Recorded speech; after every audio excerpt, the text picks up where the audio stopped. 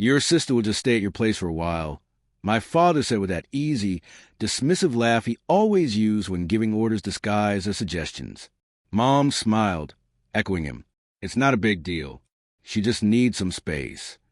I stood slowly, my glass steady in my hand. My voice was calm, too calm. Funny, I said. I haven't lived there for 6 weeks. The laughter died instantly. The room froze. My mother's expression faltered, her practiced smile slipping like wet paint. Wait, she said carefully. Then where exactly have you been staying? I smiled, the polite kind, the kind that hides a knife. You'll find out soon enough. It started 6 months earlier, the day Claire showed up at my door. My sister, the golden child. The family's pride, my parents' living trophy. Perfect, polished, and poisonous. She arrived with a suitcase and a story. The plumbing in my apartment exploded, she said. Can I stay for a week? I said yes, because that's what I'd always done. Because I'd been conditioned to clean up her messes since childhood. Lying for her, covering debts, explaining away her chaos. At first, it was harmless. Then came the small intrusions. Her perfume lingering in my sheets. My favorite mug missing.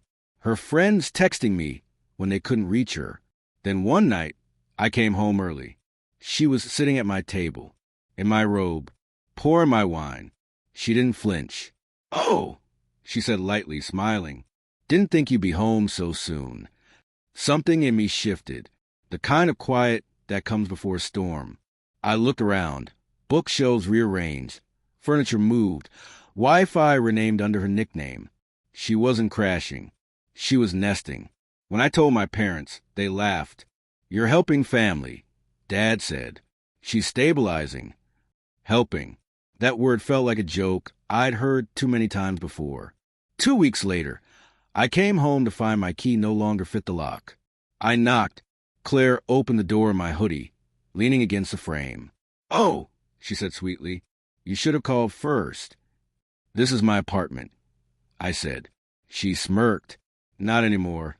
The police came after she called them. She said I was trespassing, and technically, she was right. The lease was in her name now. Quietly transferred 2 months ago. My own mother had co-signed it. That night, I sat in my car under a flickering streetlight, staring at the dashboard. No rage, no tears, just a cold, deliberate stillness. They wanted to humiliate me quietly. So I decided to destroy them quietly, too. Step 1, vanish. I moved out of the city. Cash payments. No trace. Rented a small place under another name. Step 2, access. The landlord of my old building was overworked and underpaid. I offered to help him with digital organization, spreadsheets, tenant files, leases. He didn't realize I was helping myself. Step 3, evidence. Unpaid rent, noise violations, fraudulent signatures. My mother's handwriting on falsified pay stubs. Every lie documented. Every signature cataloged. I didn't go to the police. I went to the owner's lawyer. No emotion, just proof. The kind of file that doesn't argue, it convicts. Within a week, the lease was voided, effective immediately. 6 weeks later, my parents invited me to dinner. Let's clear the air, they said. So I went. They laughed through dessert, pretended the past didn't exist. Then Dad chuckled. Your sister will just stay at your place for a while. And that's when I said it. Funny, I haven't lived there for 6 weeks. Mom's smile faltered. Wait, then where have you been staying? I looked up from my glass. Not sure that matters. But Claire might want to start packing. What do you mean? Dad asked, his tone sharp now. Her lease was terminated yesterday. I said evenly. Non-payment. Forged documents. Property damage. The owner's pressing charges. He also has a copy of the signature your wife helped her with. Mom went pale. You didn't. I did. Claire's face twisted.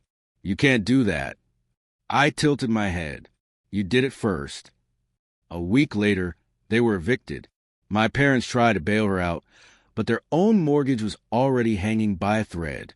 Their reputation cracked under the weight of their silence. I didn't need to say a word. Small towns do the talking for you. Now, when people ask where I've been staying, I just smile, because I did find a new place. High ceilings, quiet neighbors, no ghosts. Bought with a settlement I received for exposing their fraud. Sometimes I stand on my balcony, looking over the city lights, remembering my mother's trembling voice at that dinner table. Then where exactly have you been staying? I know the answer now. Somewhere above everything they ever tried to keep me under.